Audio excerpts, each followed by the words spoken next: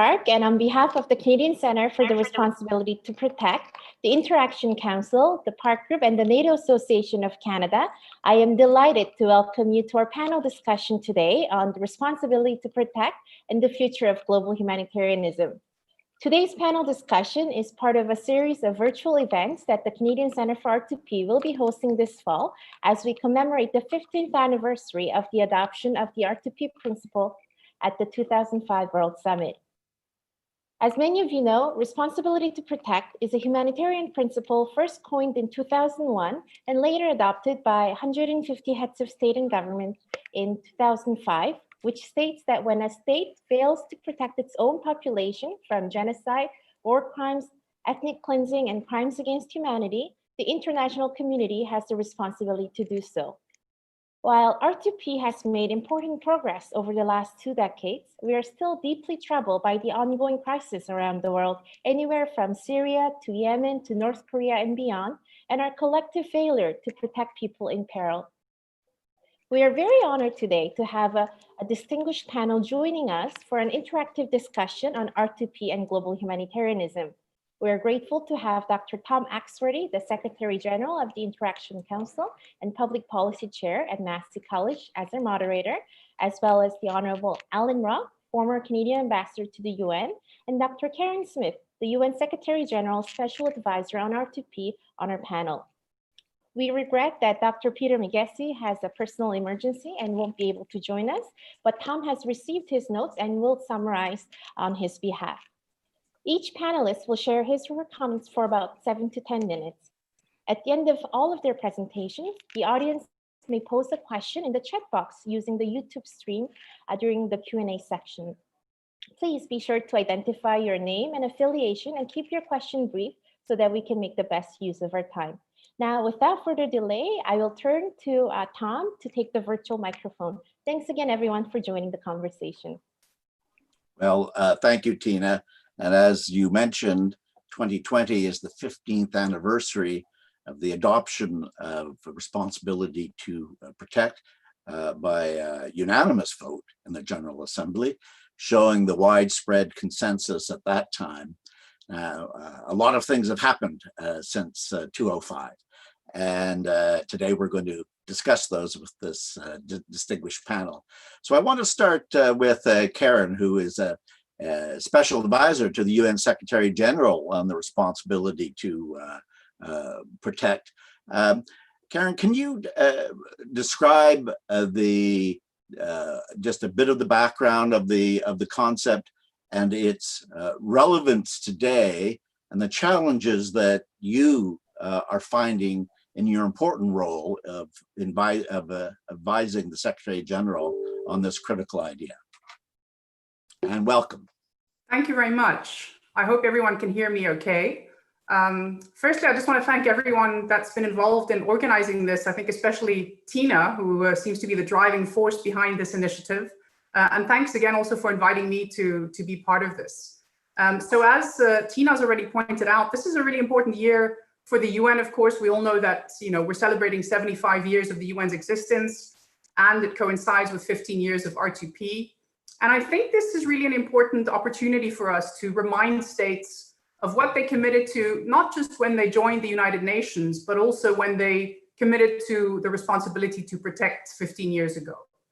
And so, as I understand, a lot of the audience members, for the participants, have a very good understanding of the responsibility to protect. But I thought it was worth emphasizing some of what paragraphs 138 and 139 of the World Outcome Summit document focused on.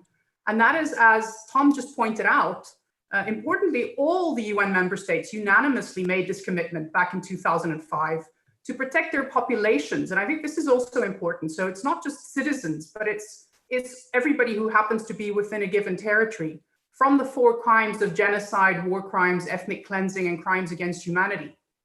And I think sometimes we also forget that they also committed to protecting their populations from the incitement of these crimes. And I think this is particularly significant today when we're seeing a rise in hate speech globally, which we can maybe talk about a little bit more about as well.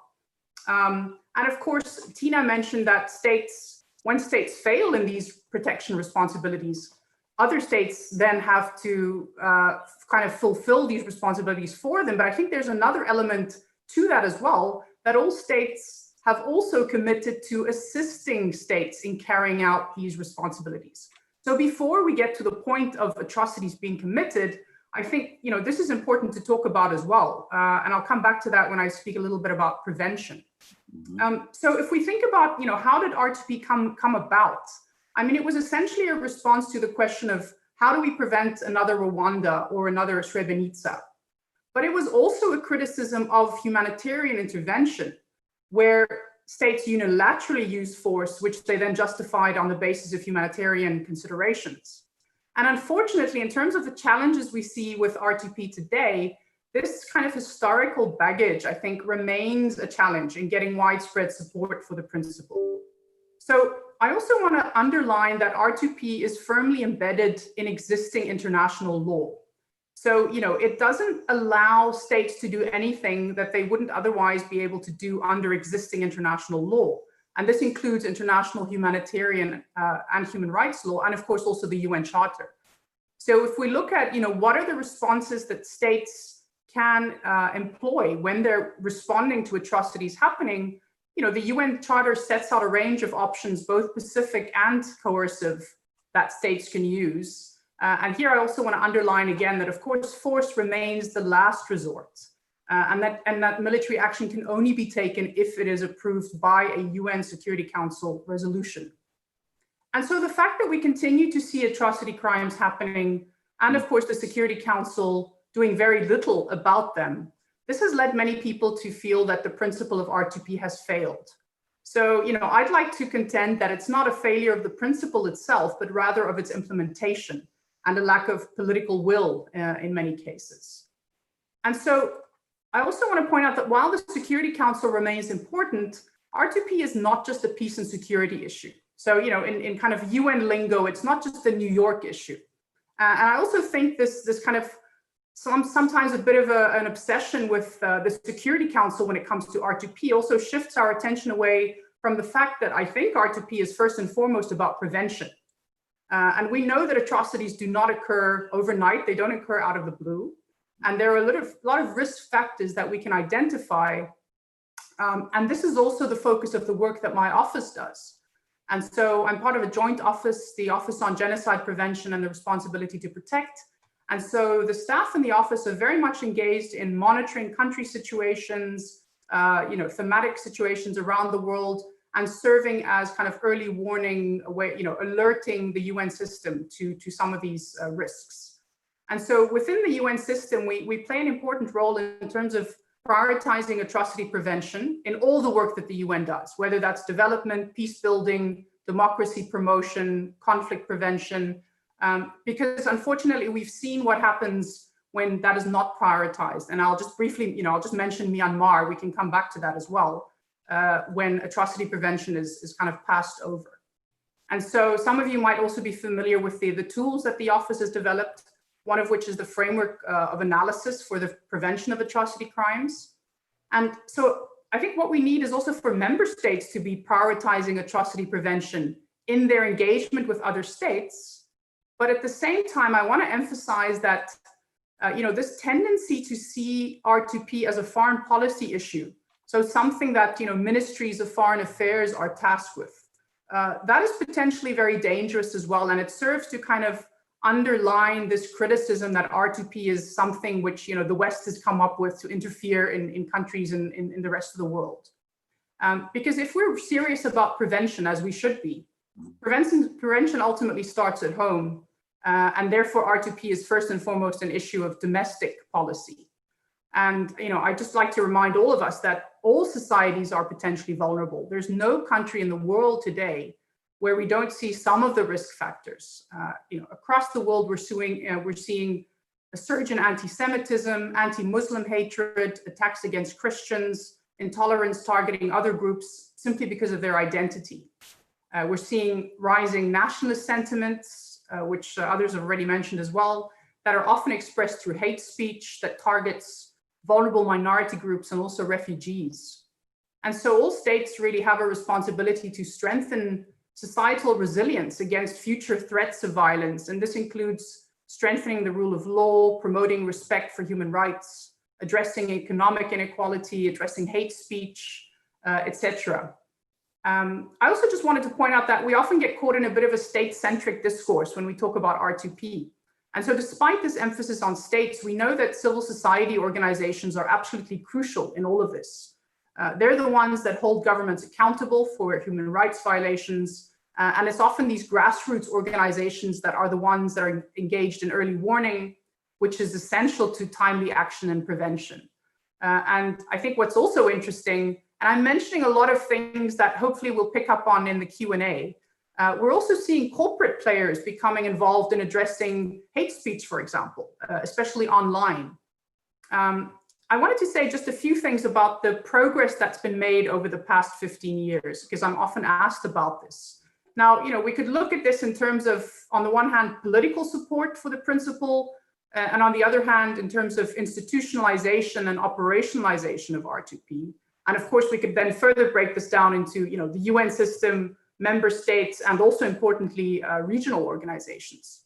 So within the UN system, in light of Security Council inaction or lack of action, there have also been developments in other UN bodies that have been promising. So for example, in reaction to the Council deadlocks on Syria, we've seen the General Assembly creating the International Impartial and Independent Mechanism, which is mandated to assist with national and international investigations and prosecutions of those responsible for atrocity crimes.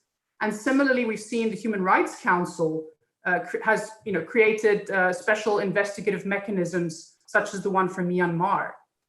And we've also seen within the Security Council initiatives to limit the use of the veto by permanent members, which I think is also a reflection of concerns about the Council's inaction in the face of ongoing atrocity crimes. But also within the Security Council, we've seen a number of resolutions that have referred to the responsibility to protect, and we've also seen considerations of atrocity crimes playing an important role in UN peacekeeping operations and mandates, where we see that most now have a protection of civilians mandate, which is quite different from even 10 years ago. And then regional organizations and sub-regional organizations are playing a very, very important role. And I'll just mention the role of ECOWAS, for example. This is a case, I think, an example that many people are not familiar with, but this refers to the constitutional crisis in the Gambia in 2017, where we saw a collaboration between a sub-regional organization, ECOWAS, a regional organization, the African Union, and the UN Security Council and the European Union, all of them collaborating through a combination of mediation and the use of military force to avert large-scale violence and against the civilian population. And perhaps, the Gambia, one should mention, of course, again, it's a small African country that took it upon itself to pursue the case of holding Myanmar accountable for violating the Convention Against Genocide at the International Court of Justice. So again, showing us that even small players in the international system can take the responsibility to protect very seriously. And then maybe just lastly, with regards to conceptual and institutional development, we've seen the UN Secretary General has published 12 annual reports on R2P. This year, for the third time, it would have been on the formal agenda of the General Assembly. Unfortunately, that debate, because of the pandemic, is not taking place. But interestingly, just this past Friday, there was another vote. So there's a vote, regarding whether it will be on next year's agenda. And that vote actually was passed with a record 121 yes votes. So that, I think, signifies, a promising support of R2P at this difficult time.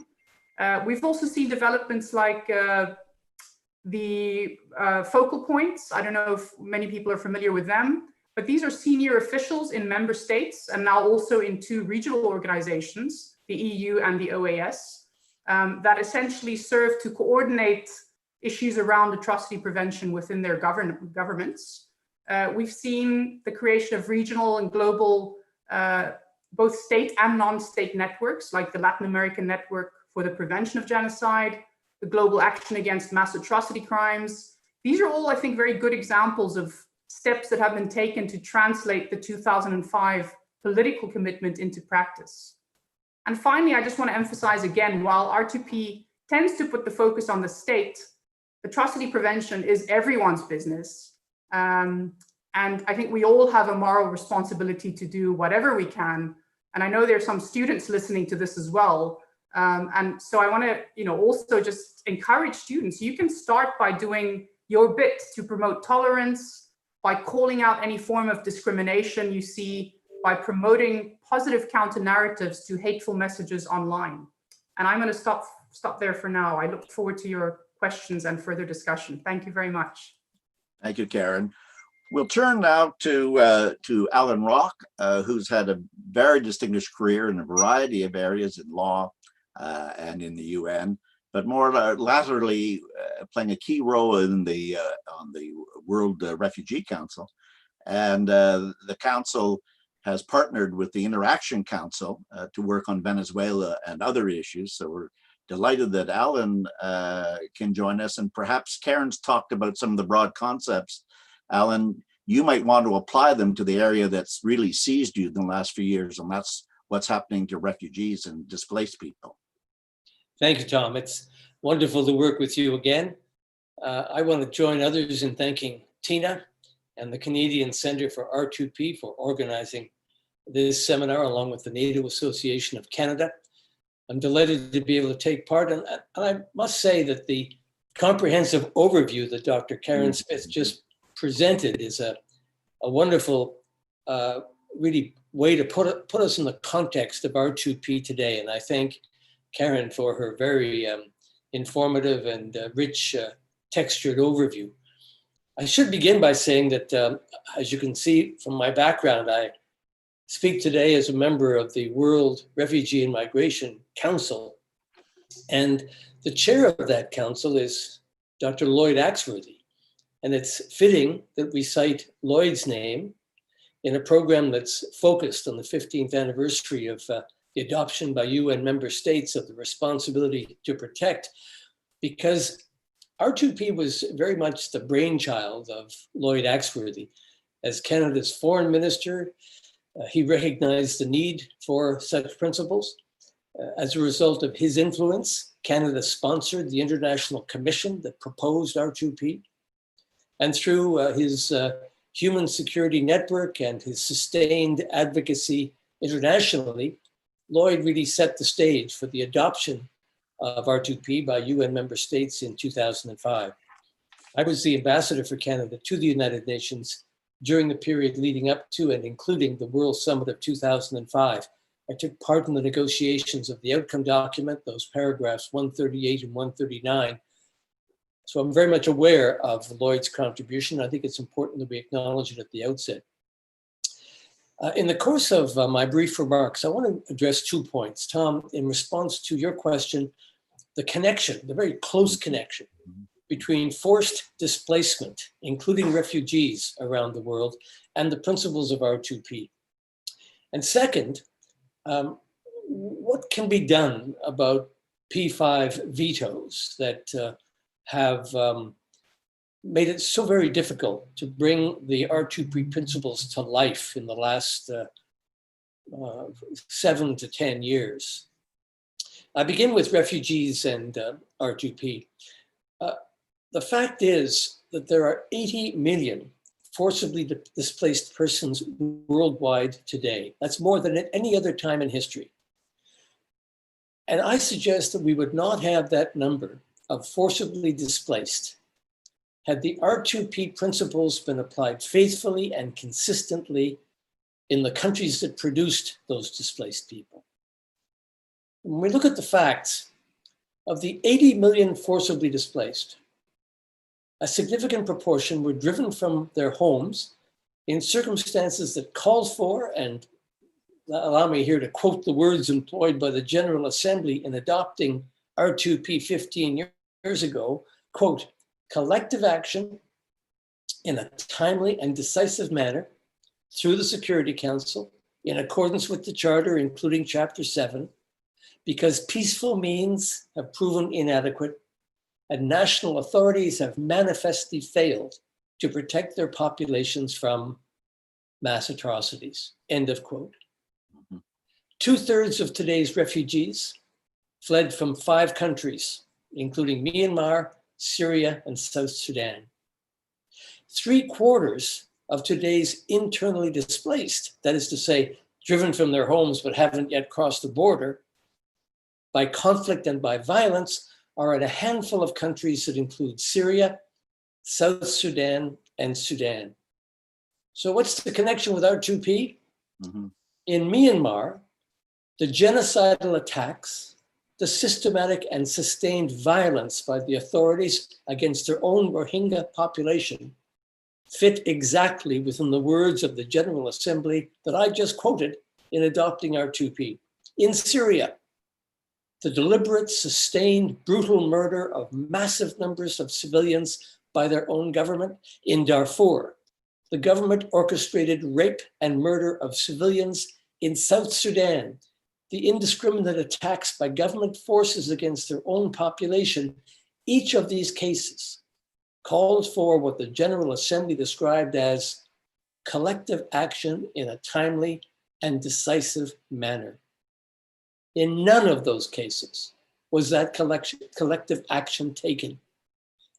In short, there is a direct line connecting that failure and the record number of refugees and internally displaced in today's world.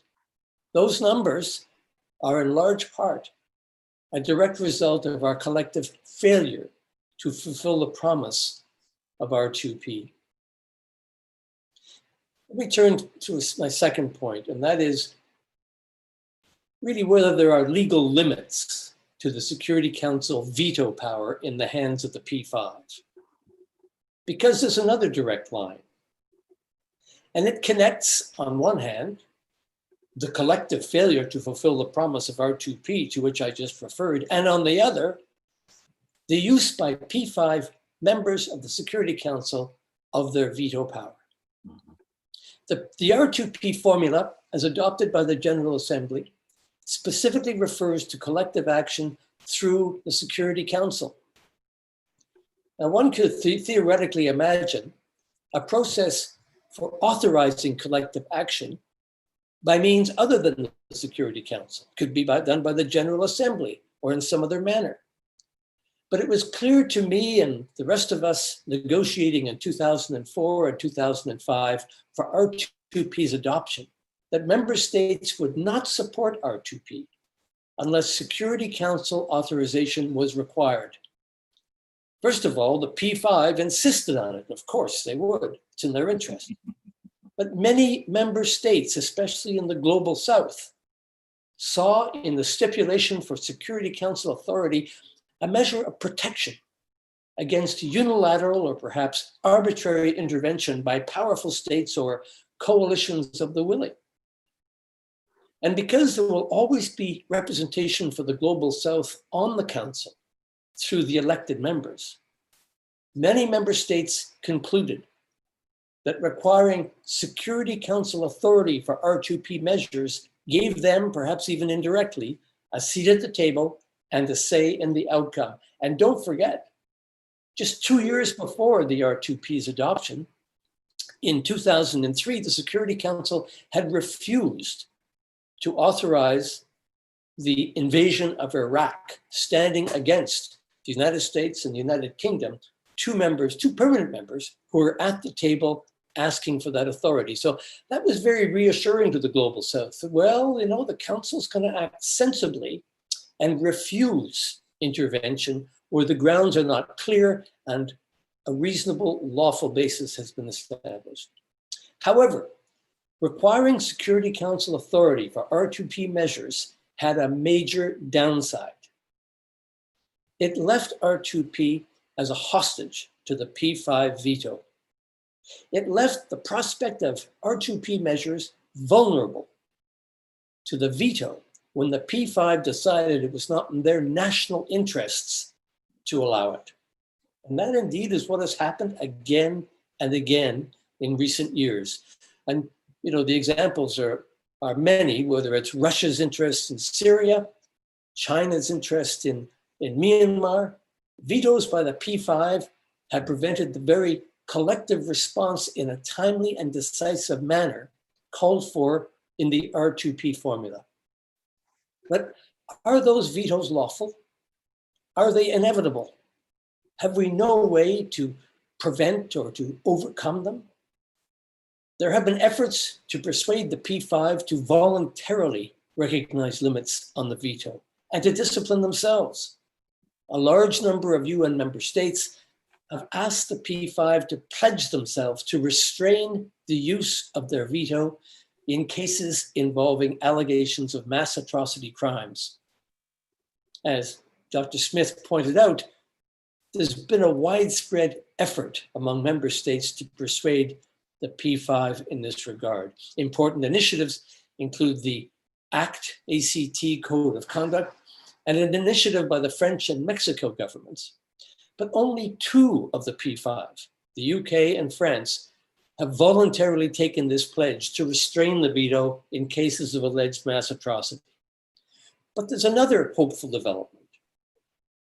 Recent scholarship suggests that there may be clear legal limits to the P5 veto, including, by the way, the universal obligation on all member states, including the P5, to prevent genocide. And that's provided for in the Genocide Convention of 1948. So it's a well-established obligation.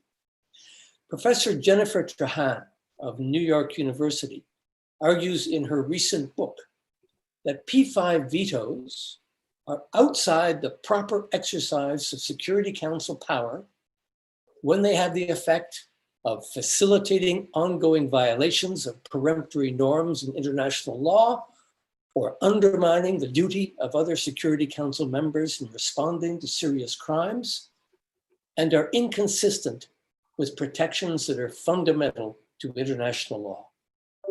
Now, to be sure, there are scholars who take a different view, but Professor Trahan has made a creative, constructive, and very important observation.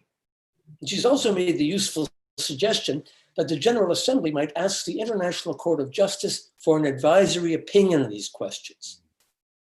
Given the catastrophic consequences of the P5 vetoes in the context of R2P, including the record number of forcibly displaced around the world, I would very much hope that Canada and like-minded UN member states who so ardently advocated for R2P's adoption will support that proposal. Thank you, Tom. Good, thank you, Allan. Let me just for a moment for the audience, we were to enjoy the remarks of Peter Medgyessy, the former Prime Minister of Hungary, who's had family issues so couldn't join us. But he did send me his remarks, and that leads into a question that touches on points that both Karen and Allan have made. So the former Prime Minister of Hungary strongly defends R2P as a concept, but says that in his view, the situation today, 15 years after 2005, is far worse. Whatever troubles we thought we had in 2005, they're worse today, largely because, in his own words, he talks about the silent march of illiberalism in a variety of societies, not least his own in Hungary. And it's certainly fair to say that we have a much more aggressive behavior by Russia and China than we did 15 years ago. So there is a rise of illiberalism and a rise of authoritarianism, according to our colleague, who's a very active member of the International Council. So I want to put it to both of you. I'll start with you, Karen, and then Allan. When we talk about the relevance of R2P today, and you made a forceful case to do so, how do we deal with the realities that Peter described, that authoritarian forces are on the rise?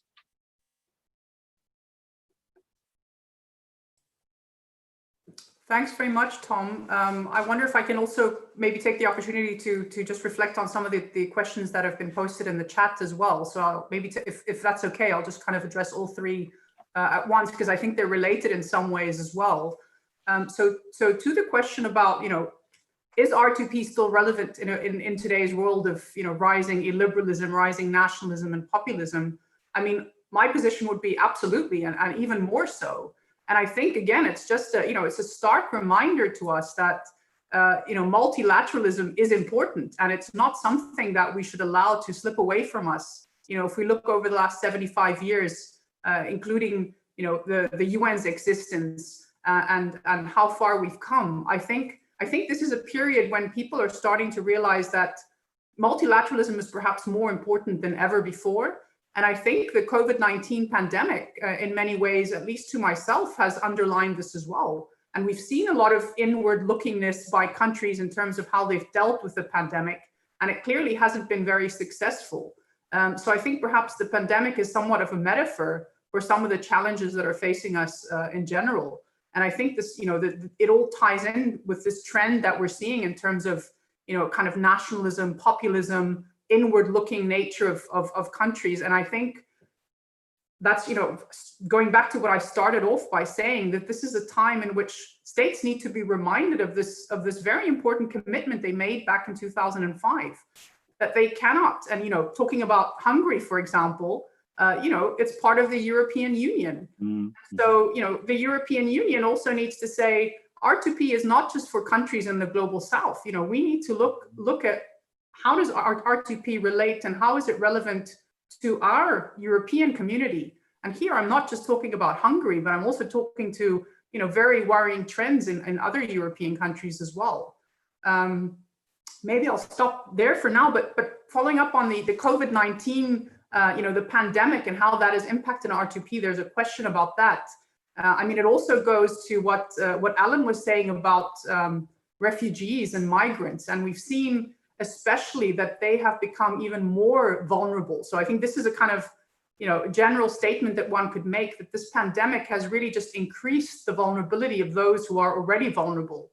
And that includes migrants, especially in terms of the risks that they face because they've had to flee countries on the one hand, and they are then the victims of discrimination, hate speech, violence in the countries where they then try to find refuge. And at the same time, we've also seen them and not just refugees, but vulnerable people, minorities in general, facing increased risk by their own governments in many countries, who are using the pandemic as an excuse to clamp down, to violate the human rights of people. So again, I think these times call for us to really, look again at R2P and to think about how can this help us, think about the responsibilities of the international community and governments who are supposed to also exercise this responsibility towards their own people. And I think civil society organizations also need to step up and also, increase their voice in this regard. The other question, sorry, maybe I should stop there and stop there, Karen. Yeah. So, Allan, then you spoke eloquently about the Security Council, both how states in 2005 thought it was an essential defender, and then today, when we find the Security Council not just with China and Russia, but they are leading members, preventing a variety of actions in a variety of places. So how do you respond on how we get around the conundrum that the Hungarian Prime Minister raised about authoritarianism is rising, whereas R2P depends on collective responsibility, and those states certainly don't proclaim that? Well, I think the former Prime Minister is entirely right, and I ask myself from time to time, from year to year, if I had been asked by the government of Canada to secure the adoption of R2P this year, do you think it would have succeeded? And I must say, as I look at the landscape in 2020, I don't know how Karen feels about it, but I think it'd be a much more challenging task to secure the adoption, let alone the unanimous adoption of R2P in today's world. But coming to the question, it's ironic that it's perhaps a more difficult world for R2P, but R2P is just as much, if not more needed today than it has ever been. So how do we deal with an intransigent Security Council? How do we deal with authoritarian leaders who reject multilateralism or their obligations to their own population? First of all, observation I make is that R2P is not just about military intervention. R2P is a whole spectrum of responses on the protection side, from political denunciation to shunning, to sanctions, to arms embargoes, no-fly zones. There are all kinds of measures short of military intervention, which, as Karen points out, is a last resort. But we tend to think of military intervention as R2P. It's not right to do that. But where do you go if you have a Myanmar suddenly on the landscape tomorrow morning, where you have clear evidence of a government's determination to exterminate a portion of its population? Where do you go with that? You can't, if you go to the Security Council, you run into the veto, because there'll be someone's national interest will be engaged, and they won't respond. Well, I think it's time to look very seriously at alternatives to the Security Council in that kind of an urgent situation. In Kosovo in 1999, NATO decided that it would act under provisions in its charter, quite apart from the Security Council, because Russia was prepared to veto any authorization requested there. So let's look at other potential multilateral sources that will give legitimacy to a response to tomorrow's Myanmar. And let's look at alternatives using the General Assembly. There have been scholars like Paul Williams, Harold Coe, and others who've published very elaborate explanations of how you could go to the General Assembly in the proper case, asking for authority to act, and at least should have legitimacy, if not necessarily pure legality, in responding to tomorrow morning's crisis if the Security Council refuses to do so. And my last observation, Tom, is let's pursue some of these legal theories that Dr. Trahan and others have produced, questioning the legality of the veto. I mean, let's reduce it to the simplest terms. The Genocide Convention in 1948 made genocide a crime. Every state that's a state party to that convention agreed to prosecute it, and they also agreed to prevent it. Well, how can Security Council members who are legally bound by their treaty obligation to prevent genocide block an effort to do exactly that at the only body that has now the formal legal authority to do so? So let's test some of those legal propositions through the International Court of Justice. And maybe we can arrive at a world in which the arbitrary, capricious use of these vetoes by those 5 member states will not stand in the way of saving millions of lives. Good, thank you. Well, we have about, very good. We have about 20 minutes from questions from the audience, of which I think we've already received several. So Tina, can we go to you, and can you either batch the questions together or lay them out for our panelists for their response? Karen's already responded to one about the role of R2P and its impacts around COVID, but there are many I see on a variety of areas. So please start organizing the Q&A session. Sure. Perhaps I could pose one of the questions and then we'll work on the rest. Yep. This one is on Canadian foreign policy. So this audience has asked, Canada's foreign policy is poorly understood by the public and rarely seen as a major issue in electoral politics. Is there a way to better inform and educate Canadian journalists and the public on the importance and complexities of the different elements of R2P in promoting human rights? I think probably, since you're a former politician, Alan, that best goes to you. Well, it's true that foreign policy rarely is the dominant issue in a national Canadian election, but people should not assume for a moment that Canadians don't regard Canada's role in the world as tremendously important. During my period as ambassador, I was asked by the government of Canada to speak throughout our country about the issues at the UN and about Canada's role there. And I found a very keen interest on the part of Canadians about what Canada's foreign policy is and what our role is internationally. It's also a fierce pride of our long history of global engagement, from Lester Pearson, who won a Nobel Peace Prize for inventing peacekeeping, through indeed to Lloyd Axworthy, Tom, your brother, who did so much to advance human security and the protection of civilians, not to mention the treaty-bending landmines. So Canadians do feel strongly about these issues. How can we sharpen their understanding of some of these questions and draw more attention to our foreign policy? I think it's a matter of leadership. I think it's up to our foreign minister, representatives of the government of Canada, to engage the public in discussions of these issues. Some of them are very important and very timely. Canada just decided to intervene in the court case against Myanmar for the genocide in its own country. That's something that's of great national interest, and we should be putting that on the public agenda for discussion, drawing attention to it. Canada just lost a seat when we ran for the Security Council's elected members. Let's have a discussion about why and how else we can exert our role internationally, if not as a member of the Council. There are many, many ways to do that. So I think it's a question of leadership, of drawing the public into this discussion. They're interested. Let's make sure that they're informed and they're asked for their views. Well, I might add that in the last federal election, our leaders didn't even debate foreign policy. We might seek a commitment for them. We will have another election sometime relatively soon in a minority parliament, that they give an agreement beforehand that will actually talk about the world as well as Canada. That might be a useful step as well. Okay, Tina, next one. Sure. The usual understanding of R2P focuses on states.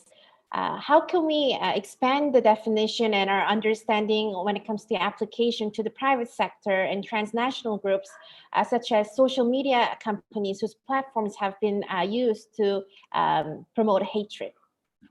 Karen, I think to you mentioned in your remarks that our R2P is beyond states; it includes others. So pick that one up. But also social media, which is it can be a great instrument. I mean, we're using it now. It can also be an instrument for really promoting hate.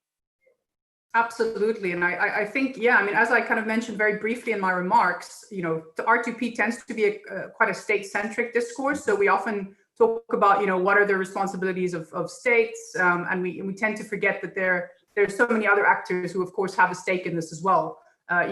Individuals as well. We sometimes forget about that. But yeah, I think we've seen really over the last few years, and Tom, you mentioned especially social media companies. I'm thinking of companies like Facebook that have been in the news recently around, what action they're taking to ensure that, hate speech is addressed on their platform. And I think we're seeing a kind of renegotiation of the role and responsibilities of these companies. Because I think a few years ago, the kind of implication was, well, there are governments who deal with these things, and so that's not really something we have to think about too much. But we've seen a company like Facebook, really starting to take this seriously, I think. I mean, it's very early days, but they've appointed a number of people who are dealing with this very specifically. I might also mention that my office has been engaged in the last year developing the UN strategy on hate speech, which is rolled out across the UN system now. And the team that was working on that, we're working very closely with Facebook and other social media organizations as well, to talk about, what role do they have to play, because they have become very powerful actors. And Tom, as you've said, I think importantly, they play this role that they can, to some extent, limit hate speech. But I think we also need to talk about the other side, which is what the UN strategy focuses on, which is these positive counter narratives. So we can do a lot in terms of trying to limit hate speech, and I know very little about all these technical algorithms and how this works, but from what I understand is you kind of get caught in a bit of a bubble when you are on a particular page, or you're part of a certain group. So it's also about the kind of technical skills behind that to address this, so that people who would normally be getting the same perhaps hateful messages will also be getting alternative messages. So I think there's lots that needs to be done. And here again, it's up to everybody, civil society organizations and individuals, to put pressure on these organizations to say, we are the users, and this is what we want you to do, and we want you to take responsibility for this.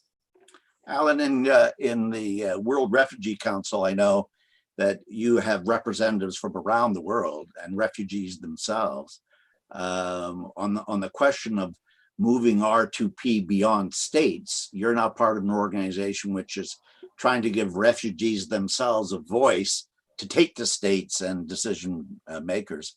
How is that succeeding? What are the challenges and what are the difficulties in trying to give voice to the voiceless? Well, the challenges are finding a way to give those voiceless access to a microphone.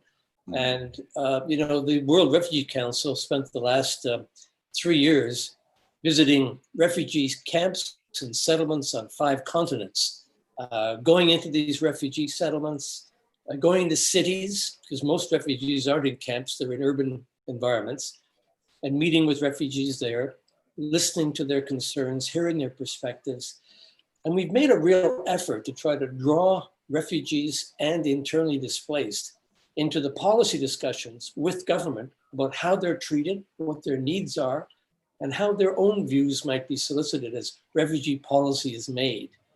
So the big challenge, I think, is finding a way to make that linkage between the person in the refugee camp or the refugee in the city and the people in government who are deciding policies about how they're dealt with.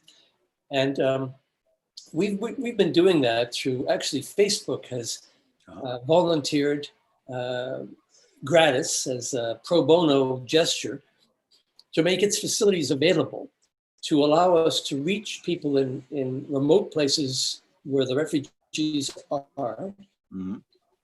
and put them in front of, among groups that are discussing policy, discussing the needs of refugees.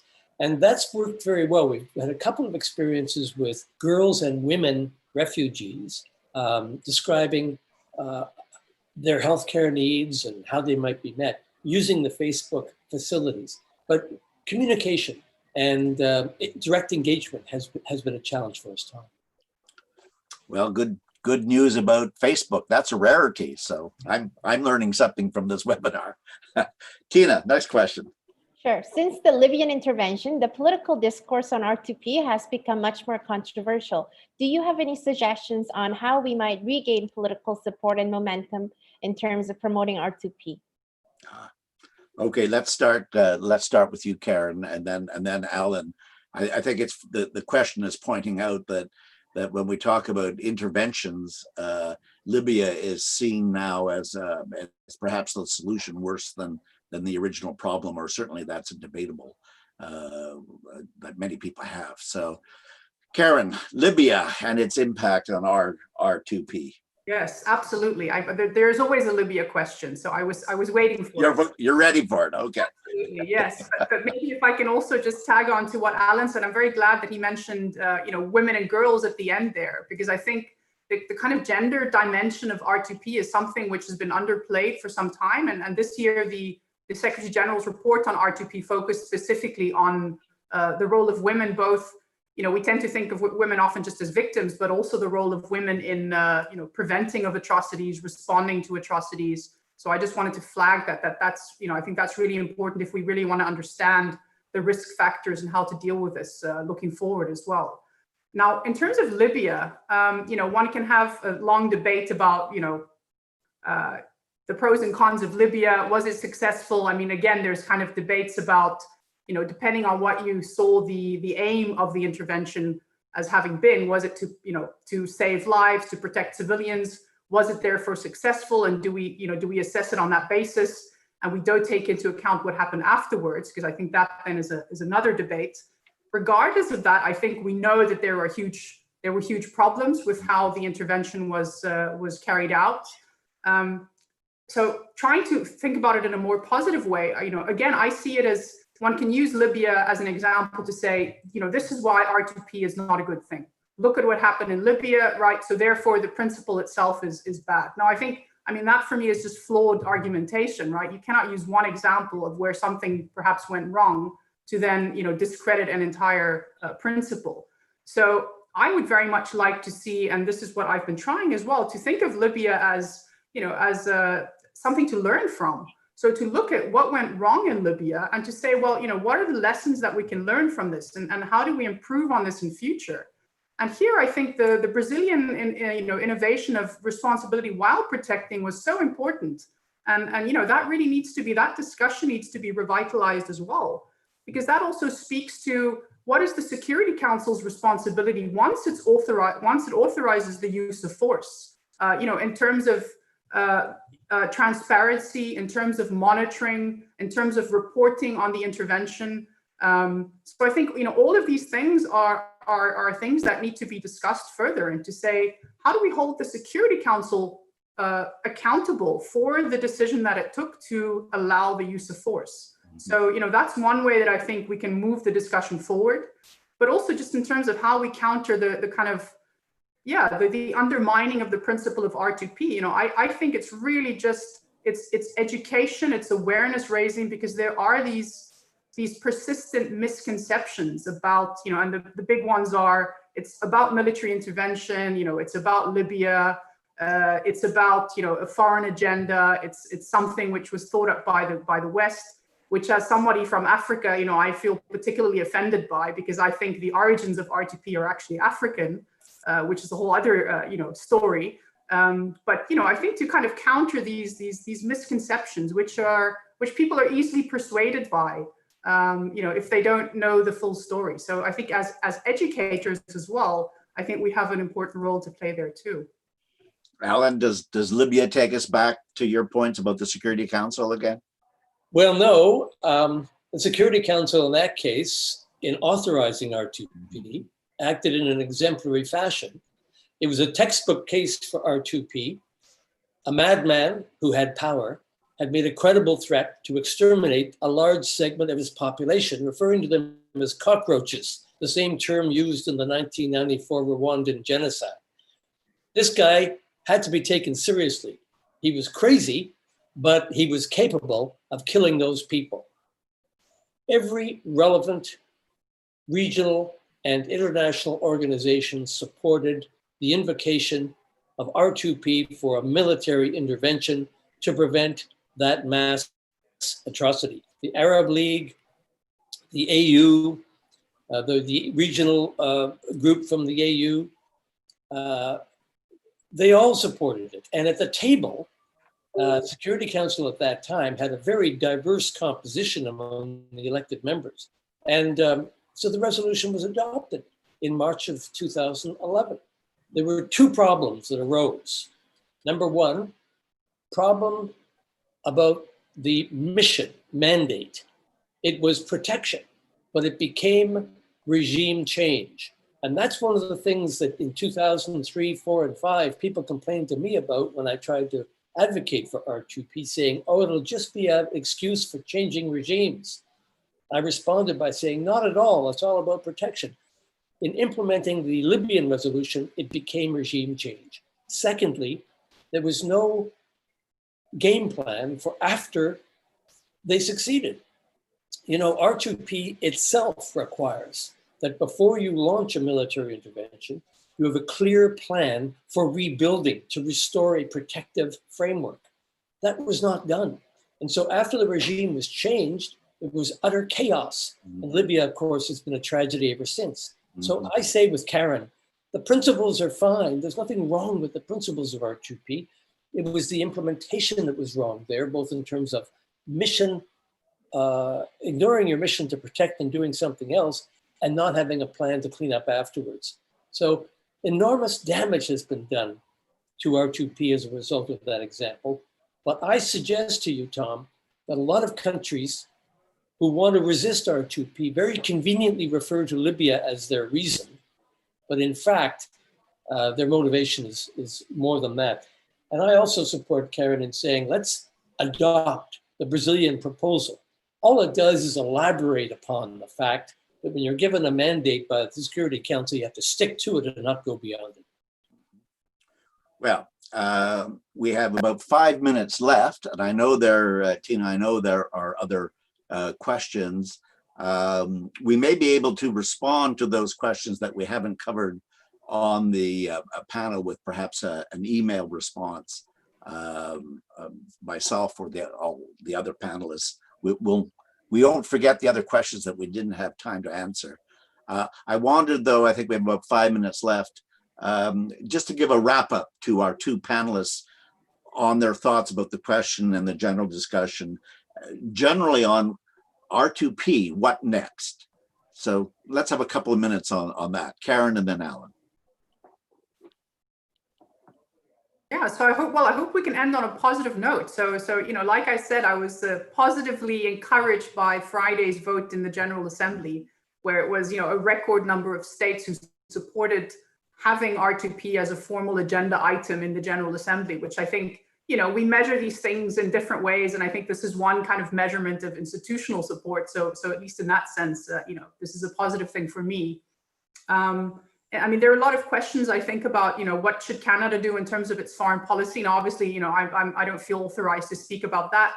But if I had to say kind of generally, what should countries do in terms of promoting, the responsibility to protect and atrocity prevention in general, I want to go back to a point I made earlier in my remarks as well. And this is just to really prioritize atrocity prevention. And when I think of the UN and I think of how people around the world think of the UN and what it should be doing, I think they measure it largely by its successes and failures when it comes to atrocity crimes.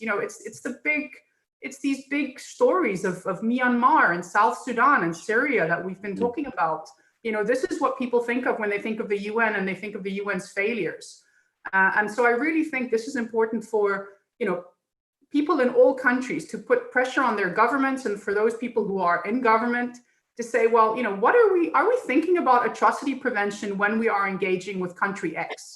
So when we are thinking about, development assistance to country X, are we asking what would be the implications for perhaps increasing risks for minorities, increasing inequality, all the things that we know might potentially lead to an increased risk of atrocity crimes? So that's one thing that I want to put out there. And then again, I just want to underline this point that we need to have more discussions like this. Because this is, talking about the issues, I think are, what gets all of us thinking about them as well. So thank you again for all of you for facilitating this. Particularly if the UN is not debating our 2P at this General Assembly meeting. We hope it will be in the next one. Allan. Yes, it was for next time, actually. For next time, yeah. Well, very briefly, I join with Karen in saying there's reason for optimism. Let's not forget that the Secretary General, every year since 2005, has organized this informal debate in the General Assembly about R2P. And every year, the expression of support for the principles has been strong and reliable. And that's despite Libya, despite all the controversies. The support is still there because the world recognizes we cannot have a situation in which mass atrocities go unaddressed. And that's why the UN itself has fallen into such disfavor for standing by through an inactive Security Council and allowing the genocide in Myanmar to unfold, allowing the atrocities in South Sudan and Yemen and Syria. It's just made the UN it's made the currency of the UN so devalued as a result of that inaction. It's shocking. Mm-hmm. But let's get back to R2P. There are many, many positive things about the principles, about the level of support, and things we can do, including, as I mentioned, going to the International Court of Justice for an advisory opinion about the legal limits of the veto. Let's start there. Thank you. Well, we've heard from our panelists on the need for debate and arousing the public on these critical questions.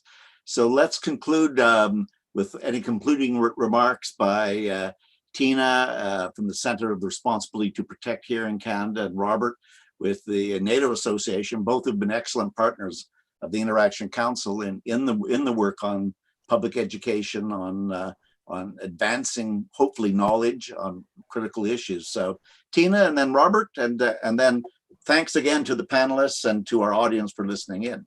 Tina, how about you saying Thank you, Tom, for chairing this discussion, and to our fantastic panelists who have made such important contributions to this discourse throughout their career. So thank you both, and I'll hand it over to Robert. Thanks very much, Tina. I would just like to say that this has been a thrilling conversation, and I especially enjoyed the multifaceted nature of the discussion of who's responsible for R2P. It's the same conversation writ large for the rules-based international order. Everybody listening to this is part of that order. We're part of an amazing story, and it's a story, just as Karen mentioned, one of calibration. We are learning all the time. Once something messes up, we learn, we correct our course. But the rules-based order itself is an amazing machine for increasing the well-being of humanity. And I think that everybody should put all of their effort into supporting it as much as possible. So thanks so much as well from my side to both the Interaction Council and the Canadian Centre for the Responsibility to Protect. And I'd like to thank Nicole Doherty, one of our interns at the NATO Association, for helping make this happen. Thanks so much, and stay engaged. Cheers, everybody. Thank you all. Thanks, everyone. Bye-bye. Bye. Thanks, Tom.